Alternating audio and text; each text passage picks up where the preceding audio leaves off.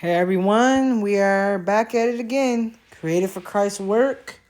Starting off with a new character. I'm going to go right into him. And let's just go right in. Thank the Lord for this message. Thank you for the people listening.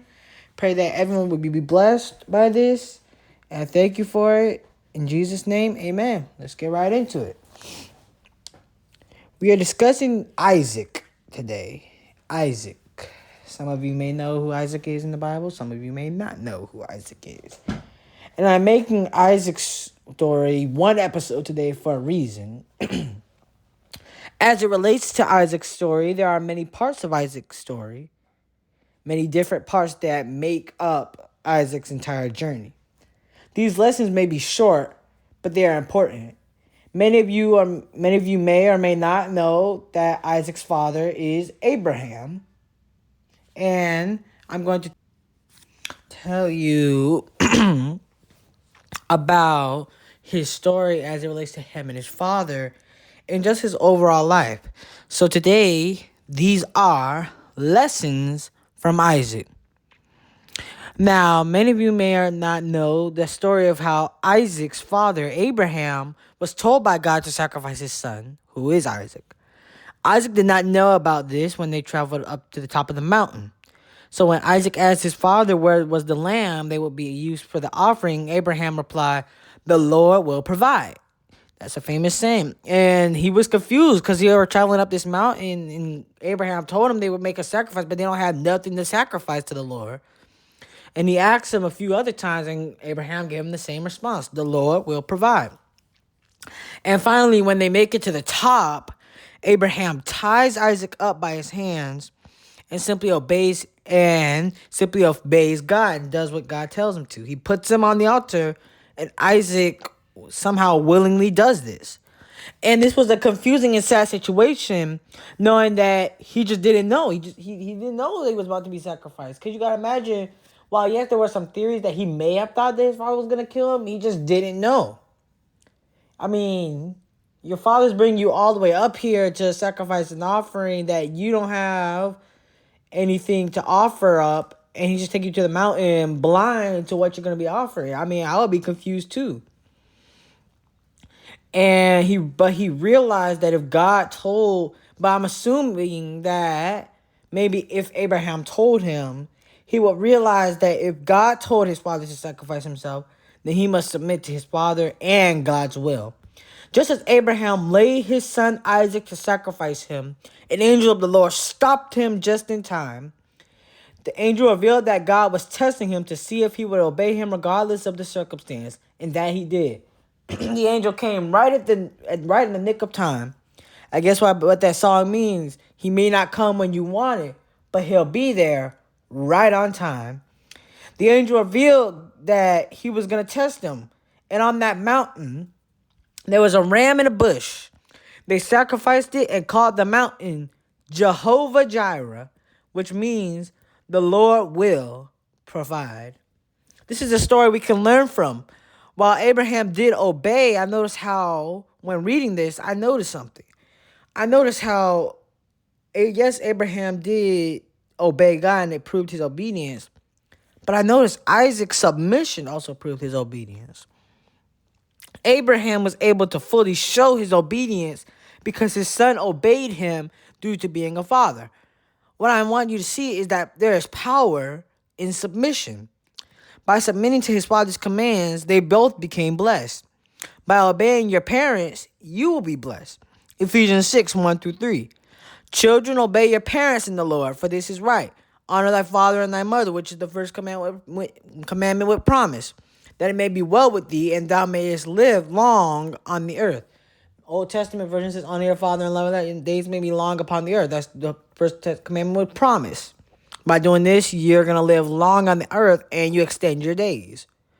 But by just being disobedient and not submitting, you cut off your days and you die out young due to rebellion and disobedience. Now listen to the verse in the New Century Version. Children, obey your parents as the Lord wants, because this is the right thing to do. The command says, honor your father and mother. This is the first command that has a promise with it. Then everything will be well with you, and you will have a long life on the earth. Whether they are good, bad, and in between, when you honor, obey, and respect your parents, you extend your life's longevity, and you will be blessed and highly favored. We're getting ready to celebrate Mother's Day, and next month will be Father's Day. And I know Mother's Day and Father's Day are some hard times because maybe you lost a parent, or maybe your parent doesn't live with you. Maybe your parent, because the reality is everybody has different parents. You may have a parent that may be strung out on drugs, may be drunk. You may have a father who's drunk, a father who's strung out on drugs, a mother who just abandons you, puts you up for adoption, just abandons you and has no reason. A father who just leaves his home to go out and be in the world. You don't understand it, and yeah, you may not have had that parent in your life, but at the very least, you can at least be thankful for them, because without them, you wouldn't be here. You gotta just at times suck it up. Like, yeah, your parents weren't there for you, but they're the ones who brought you in the world. And without them, you wouldn't be here. So you gotta give God thanks for them and respect them, because without them, you wouldn't even be here today. And Abraham was a wealthy man, and Isaac inherited all his father's wealth. And on the topic of obedience, how much you want to bet that some of the wealth obtained came from obedience? While, yes, him being a natural bloodline family member would be the ultimate reason for his inheritance, the obedience still played an effect on his inheritance of blessing. Sometimes God's not so much looking for the qualities of what you can do or bring to the table, but sometimes it's just a test of your obedience to him. Because you can have all the talent you want, but if you don't obey him, if you can't obey orders, then how can God use you? And that's not just with God, that's just with people. When you go to sports, take sports for instance, NBA season, the playoffs. When you're in sports, they're not just looking at only your skills and ability, your ability to shoot the basket. They're also looking at your ability to follow orders. When a head coach gives you a play that he wants you to do on the court, if you can't follow those orders because you're so stuck up in you and you can't be obedient, then you could either be benched or you could be released off the team. So you got to see obedience in everything. I talk about obedience all the time, but obedience is still the best way. Obedience is a test to see if God can really use you. Isaac was also blessed because God said his father was blessed. Abraham was old and he could not have a son. He prayed and God told him that he would have a son. Sarah laughed when she heard that she would have a son, but it came just as God said. God told them to name him Isaac, which means laughter, since Sarah laughed. Isaac is a product of God's supernatural ability to work miracles in situations that would need a miracle. Isaac was a miracle child. My sister is a miracle child. The doctors said to abort her and that she would not make it, and that if they gave birth to this baby, it could either one, they could give birth to the baby and my mother died, or my mother could abort her and the baby died. But because of God's ability, she is here today, and thank God for that. She is a miracle child. I also have a cousin who has stitches that survived, and she's a miracle child. My uncle was supposed to be aborted. And so we have miracle children all over the world that were born because of God's ability. Someone may be listening to me right now, and you might feel like God does not have a plan for you, or that you're just not special. You're just supposed to be someone who remains in the background, that you're uninteresting, or you're just awkward and you should just stay behind the curtains. But let me tell you something. God has a plan for you. And you may see unseen to people. You may be even following the crowd. You may be a part of the crowd, but you just feel distant. You may be with the group, but you just don't fully fit into what they're doing. However, God sees you. And though it may not look like nothing interesting goes on in your life, or that you're just not as interesting, you're not nothing special, he cares about you, and he sees the special gift that's inside of you. You're special and unique in your own way. God wants to use you. And for the last story, I have an interesting situation. Now listen carefully. This is about to get wild. Remember how I said that Abraham could not have kids due to him and Sarah's old age? Well, what if I told you that before Isaac, he did something interesting? Sarah wanted a child so badly after God told her and her husband Abraham that she would have a son. And after God told her this, she came up with a plan to fulfill. So basically, she wanted to fulfill God's plan herself. She wanted to fulfill what God told her based off of her own actions. That's what she did.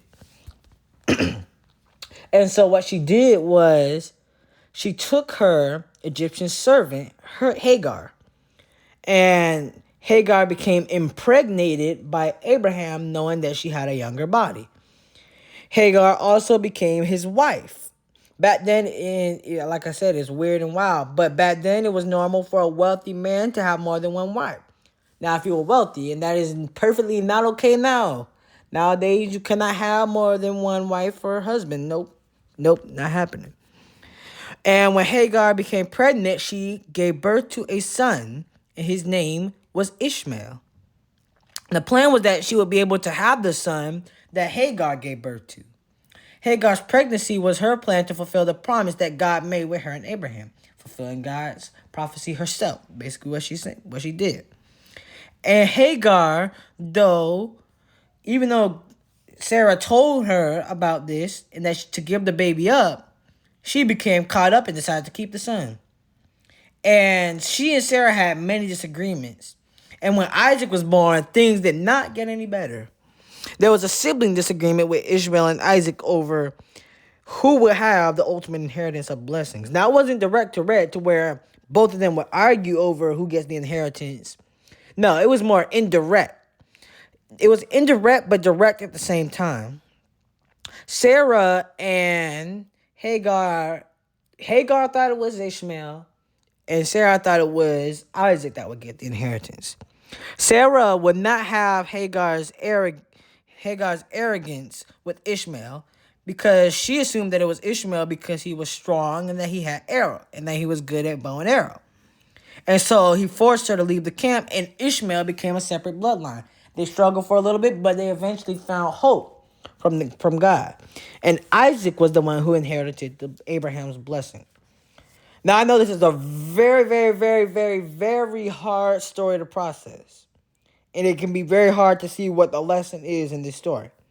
Because the situation is just full of drama and messiness. It's just messy. However, here's what I want you to get out of this story. What is it unique that you can obtain from this? You can imagine that with there being an indirect and direct rivalry with these boys, that there would be some rumors around the camp. Abraham was wealthy and he lived with people. There would be rumors around the camp over who would become the heir to the inheritance. However, God said from the beginning that it would be Isaac who would be blessed. Many people were saying that Ishmael was the one. Ishmael is the one rightful heir. Because Ishmael was probably stronger than Isaac. Because Ishmael was the older one. And he was a skilled archer. And he was just physically stronger. And many people probably saw him as more handsome than Isaac. However, God chose Isaac before Ishmael was even born. Before Ishmael was even born, God knew Isaac. Yes, Ishmael did become blessed too. He became his own separate nation. But it was Isaac who God ultimately used to become the founder of the faith. Abraham, Isaac, and Jacob.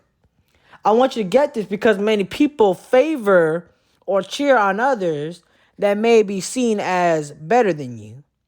However, if God has chosen you, then you do not need to worry about favoritism of other people. You don't need to worry about critics and what they see as the status quo that a person should be in a particular area. God chose you. And yeah, people may not see it. But if God sees it in you, then what God sees is greater than what men and people see. So how has this story impacted you? Or better yet, how has this story impacted me? Because I want you to think about how it's impacted you, but I want you to know how it impacted me. Isaac's story has impacted me because God used him through his father, and it extended generationally. Abraham, Isaac, and Jacob. It was a generational thing. And I think as it relates to the things of God, I want the things of God to be generational in my family. I don't want God's move to stop with me. I want to keep it going throughout the Bartley family. I want it to go throughout my children, my children's children. I want to be blessed, and I want to inherit all the things that God has for my life. And I don't want it to just stop with this generation. I want God to continue to use the Bartleys, including me. I want him to continue to use them and whenever he comes back, whenever the Lord's will is. And I feel like God really is using me, but I gotta just trust him. And I have to be obedient. I have to follow submission. I have to be willing to see my ability and give my ability to God and obey him and see the obedience over the ability. And so I think the thing you can learn too is that people learn from our testimonies. People a lot of times see me and they think I'm some perfect goody two-shoes. I know some people at school call me Angel Boy. Because I guess I'm this nice guy. And then they think I'm some nice guy that doesn't make mistakes, but y'all don't know me. If they really knew me, then they wouldn't be calling me an angel. And that's what you gotta do. And then basically to avoid being such a high standard and playing into it, I gotta admit my mistakes. Because if you allow people to put you on a high pedestal, when you make a mistake, they can cancel you. So you gotta be able to admit that you are wrong and that be able to admit your mistakes, but at the same time allow people to understand that you do make mistakes, but you don't let those mistakes define who you are, and you don't let those mistakes keep you from moving on in life. And so, to finish it off, who is God? God is the one who blesses us, and sometimes the blessings that God gives us, they come with tests. What has he done? He has allowed us to go through these tests to test our obedience and our submission to him. And what does he require of us? He requires us to submit to him, to see our ability, and to give the ability and use our obedience to act upon the ability. Thank you.